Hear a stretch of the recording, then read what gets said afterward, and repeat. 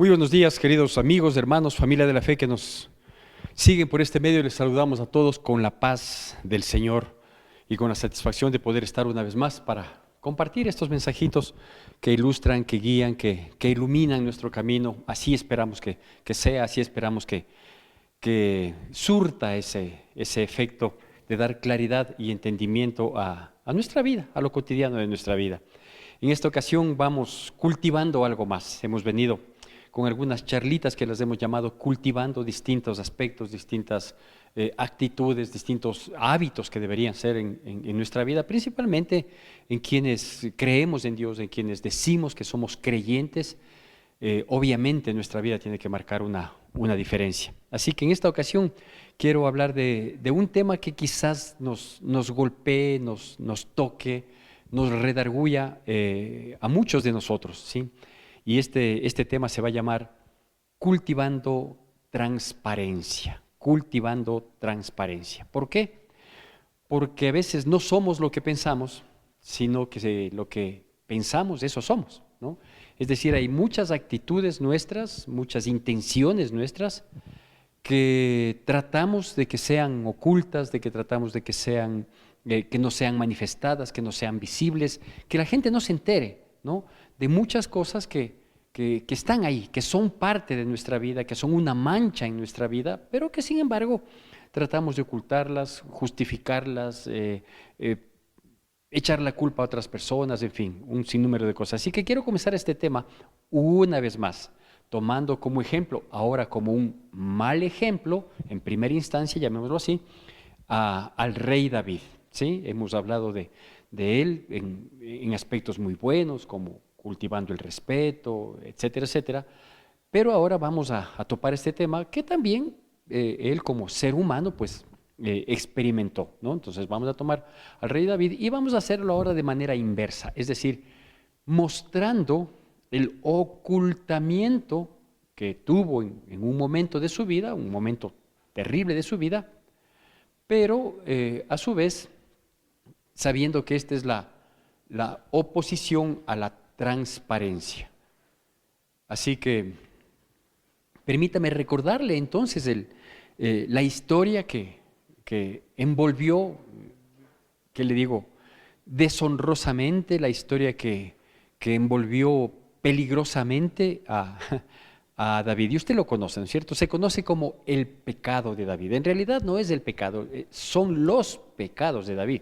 ¿Por qué? Porque un pecado le llevó a otro y así sucesivamente. Esto se describe allá en la segunda carta de Samuel, en el segundo libro de Samuel, perdón, no es carta, es el segundo libro de Samuel, en el capítulo 11. No vamos a ir a ese capítulo, sino al subsiguiente, pero en el capítulo 11 se relata su triste historia, ¿no es cierto? Cuando dice que él se había quedado en el palacio del rey mientras su ejército estaba en un conflicto, estaban ganando, estaban derrotando a los enemigos. Y en un momento determinado miró desde la terraza de su palacio real a una mujer hermosa, a la cual codició, la llamó, ¿sí? Y tristemente pecó con ella, ¿sí? Durmió con ella. Inmediatamente al saber que ella era casada y que era esposa de uno de sus principales soldados, le mandó a traer al soldado con el propósito de que durmiera con su esposa en esos mismos días, de tal manera de endosar la responsabilidad de la criatura que venía en camino. No logrando este cometido, en una primera instancia, en una segunda instancia, emborrachándole, impulsándole a que vaya y que duerma con su esposa, de tal manera de que luego del tiempo de gestación, poder decirle, sí, cuando tú viniste, pues ahí le embarazaste a tu esposa y esa criatura es tuya. No logrando ese cometido, pues él decide eliminarlo, decide matarlo, asesinarlo literalmente, pidiendo al jefe de su ejército, a Joab, que le ponga en el frente de batalla y que en un momento determinado retrocedan para que muera. No muere solo él, mueren algunos, pero entre estos murió Urías, el marido de Betsabé, ¿sí? Aquí viene la parte crítica. Toda esta historia es terrible, es espantosa, cometida por un hombre que manifestaba respeto para con sus superiores, con un hombre que sabía brindarse en amistad para con el hijo del rey, como lo habíamos visto antes, cultivando la amistad, hablamos también de David, ¿sí? Por un hombre que Dios había dicho en un momento determinado que había encontrado en él un hombre conforme a su corazón. ¿Y por qué destaco estos aspectos buenos frente a un cúmulo consecutivo de pecados? Porque los atributos, las buenas actitudes, el desempeño cabal de una vida no impide, no es obstáculo, no frena algún acto equivocado, algún pecado, alguna cosa que podamos cometer. Es decir, es,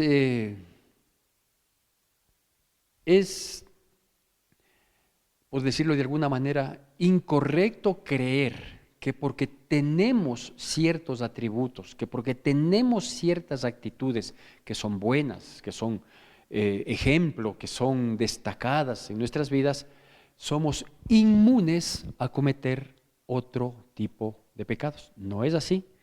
Nuestra vida, en términos generales, totales, ¿sí?, debe tratar de manejarse conforme a la voluntad de Dios, porque pueden existir áreas en la vida de cada persona, ¿sí?, que son una debilidad y que esa debilidad puede dar con el traste a todos los logros, a todas las virtudes que pudiéramos tener, ¿no es cierto? Entonces, en el caso de David fue así.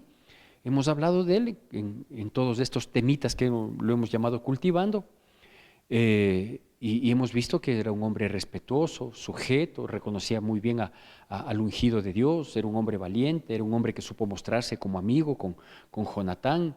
Es decir, un hombre que tenía muchas y muy buenas características, pero tenía esta área difícil, que era el área de las mujeres, ¿no?, que era el área de su apetito desmedido e incontrolado. Y claro, esto le puso en riesgo toda su vida, toda su integridad, ¿no es cierto? Y miren a lo que acude, o sea, no solo a no poner un límite, a no ponerse frente a una situación con una pausa, sino que termina siendo un asesino, ¿no? Entonces, insisto en esto, debemos ser súper conscientes, súper honestos, sensatos, en evaluar bien nuestras vidas de tal manera que no pensemos que porque tenemos grandes virtudes, grandes atributos, ya somos inmunes a fallar en otras áreas, que a veces no nos han traído problema aparentemente o que pensamos que no nos traerían inconvenientes. No es así. Eso le pasó a David. Y usted conoce, digo, esta historia, pero aquí viene lo crítico, ¿sí? ¿David sabía que eso estaba mal? Claro que sí. ¿Que estaba muy mal? Por supuesto que sabía que estaba mal, ¿sí? ¿Qué hizo frente a esto?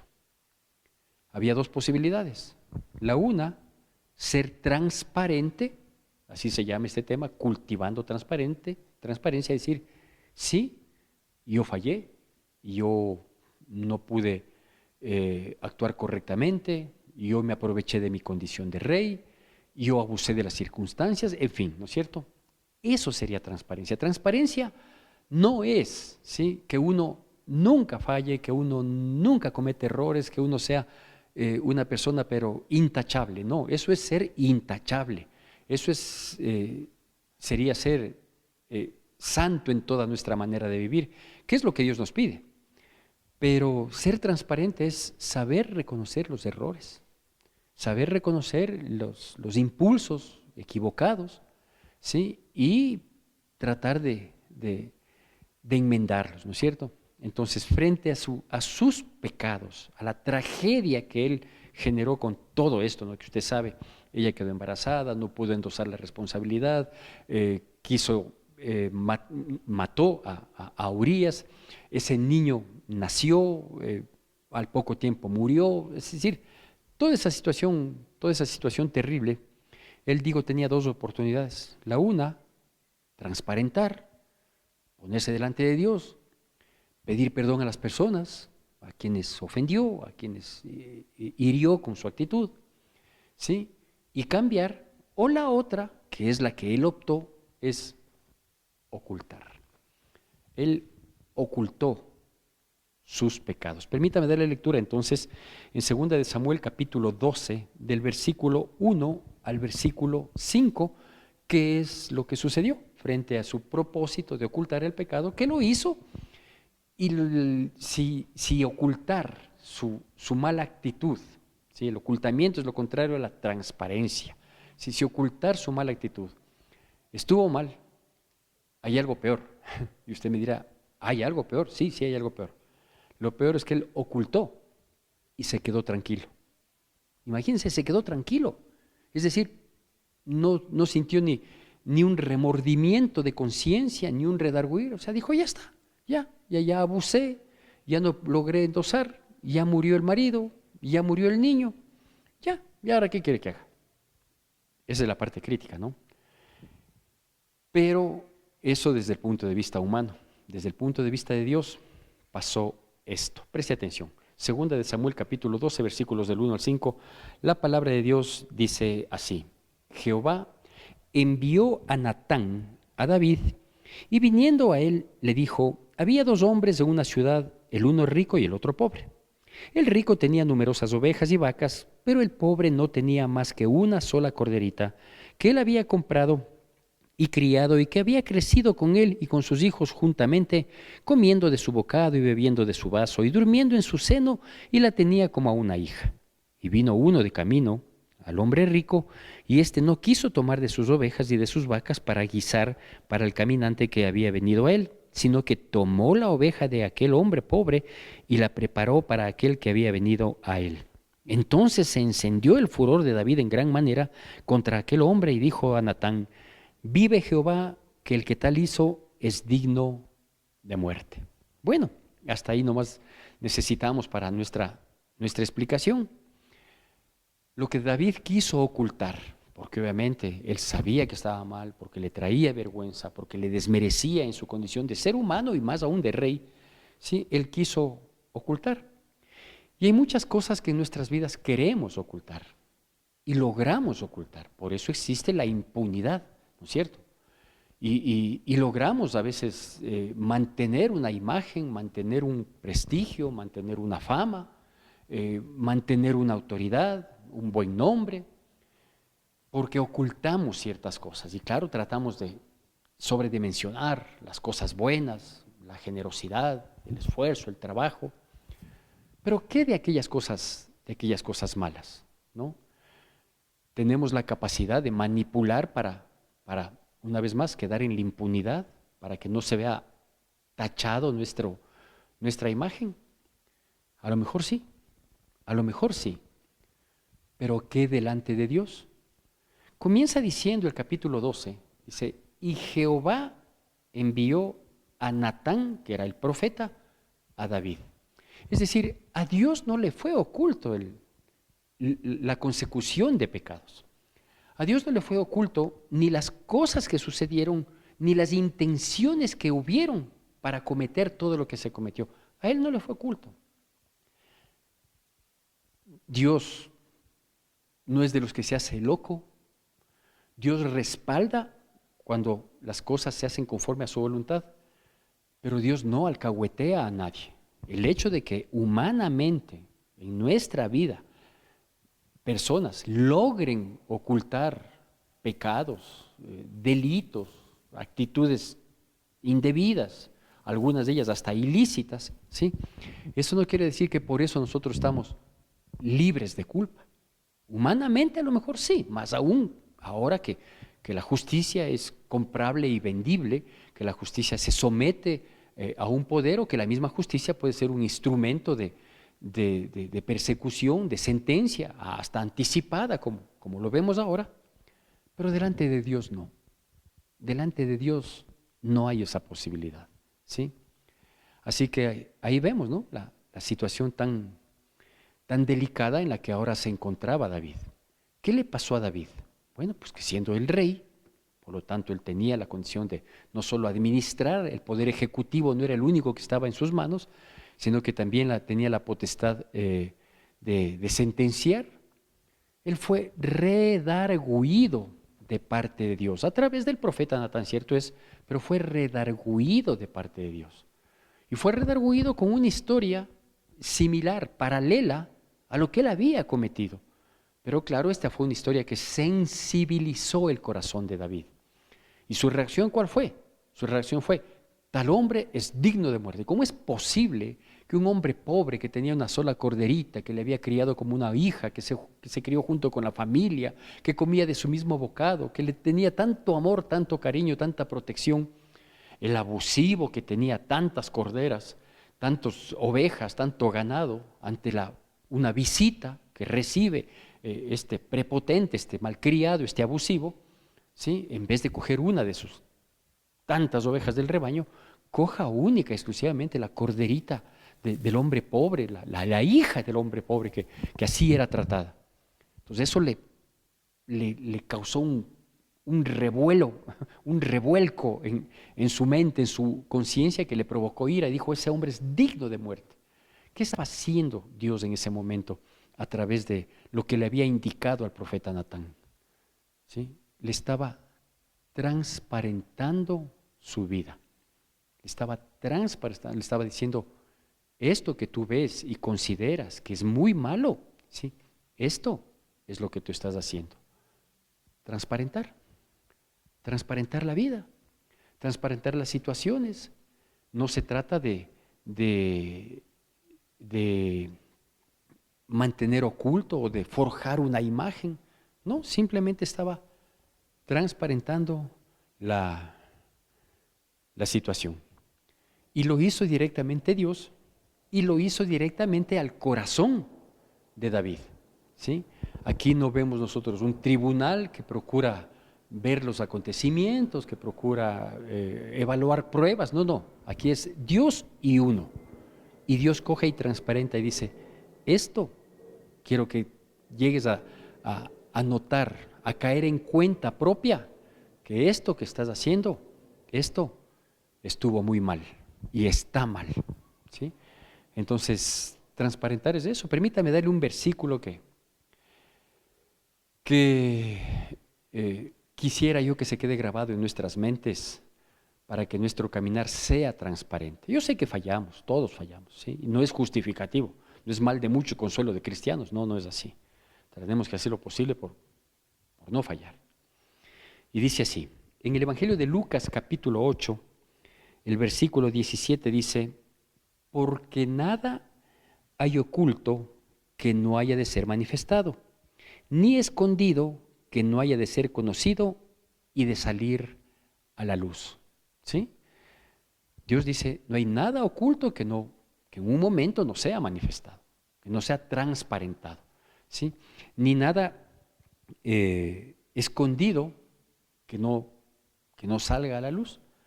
Y usted dice, no, pero nosotros vemos aquí en la justicia cómo se ocultan, cómo se generan pruebas, cómo se generan relatos, narrativas que terminan sentenciando una situación.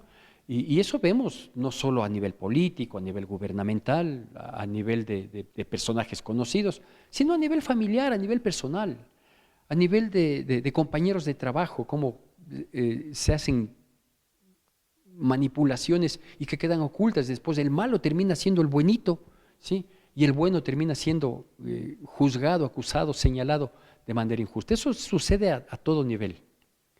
Pero cuando la palabra de Dios dice que está en Lucas capítulo 8, versículo 17, está hablando de que hay un Dios que un día mostrará la situación. Que a Él no se le puede ocultar, a Él no se puede decir, yo no sabía, yo no fui, la culpa fue de... No, delante de Dios no hay como eso. ¿Sí? Entonces fue horrendo el pecado de David, terrible, espantoso, los pecados, ¿no? Desde su deseo desmedido hasta el pretender ocultar su responsabilidad y endosarla a quién mejor que al esposo, ¿no? O sea, ¿quién podía ser la mejor persona para reconocer que tiene un hijo? Pues el esposo, aunque el hijo no era de él, ¿sí? Y claro, ante el escándalo público, social que podía generar, ante el impacto conflictivo que iba a generarse en la pareja entre Urías y Betsabé, fácil, le eliminamos a Urías, ¿ya? Y todo quedó ahí tranquilo, pensando que todo iba a quedar oculto, pero no hay nada oculto que no haya de ser manifestado, ni escondido que no sea conocido y que salga a la luz. Pensemos en esto, pensemos bien en esto. Concluyamos. con algunos aspectos. Primero, ante Dios nada es oculto. Entonces, cultivemos transparencia, porque ante Dios nada es oculto. Segundo, la verdadera transparencia se obtiene cuando somos confrontados con y por Dios. La verdadera transparencia se obtiene cuando somos confrontados con y por Dios. De tal manera que hay veces que somos mentirosos, engañadores, ocultamos ciertas cosas y cuando pretendemos transparentar la situación, seguimos usando de engaño, de mentira, para decir, no fue así, fue de esta otra manera y seguimos mintiendo, engañando, ocultando. Cuando somos honestos delante de Dios, le decimos a Dios, Señor, es verdad, yo lo hice con premeditación, yo pude detenerme y no lo hice, en fin, ¿no? Ser súper honestos, y qué mejor que ser honestos delante de Dios, porque entonces Dios no solo que puede perdonarnos si es que ve que hay un genuino arrepentimiento, sino que puede ayudarnos a cambiar para no volver a a cometer actitudes que luego la vergüenza nos lleve a ocultar. Hay un tercer aspecto que es la honestidad ante Dios. Ilumina la mente para reconocer los actos que ocultamos, aún los más íntimos pensamientos, ¿sí? Es decir, hay que ser honestos delante de Dios, porque Dios ahí iluminará nuestra mente a efecto de que nosotros tengamos esta posibilidad de reconocer correctamente, genuinamente, desde lo más profundo de nuestro corazón, reconocer, decir, sí, esta fue mi falta, esta fue mi falla, no voy a ocultar nada por evitar consecuencias, por evitar repercusiones, no lo voy a hacer. Así es, así fue, y punto, ¿no es cierto?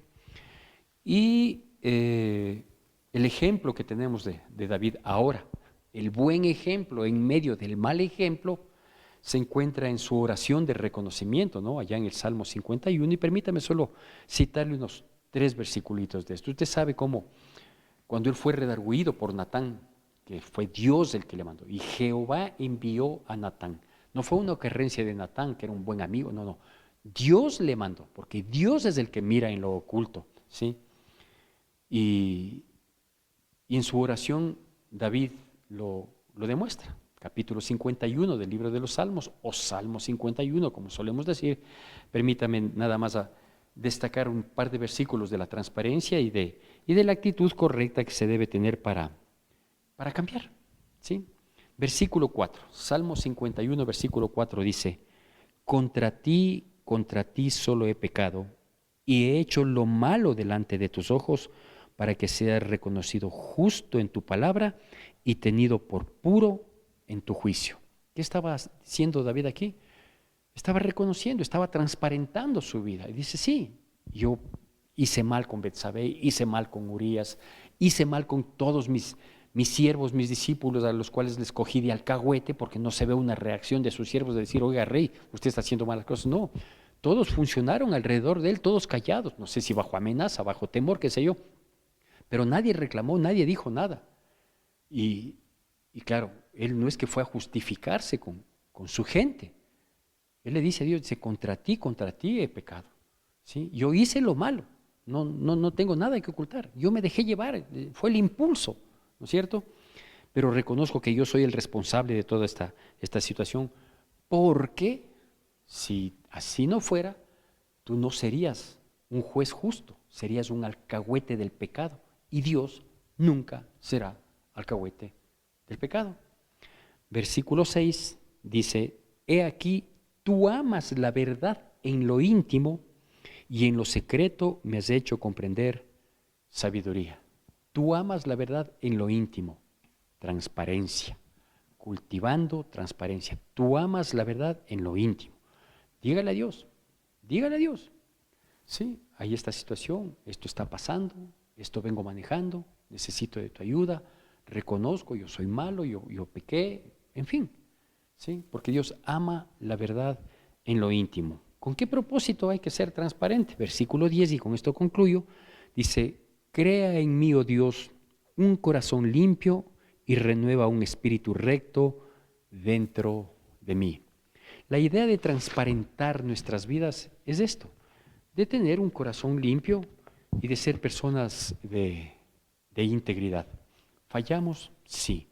La tendencia natural del ser humano es no solo fallar, sino tratar de ocultar nuestras faltas, porque obviamente avergüenzan, y lo que tenemos que hacer es ser honestos, ser transparentes.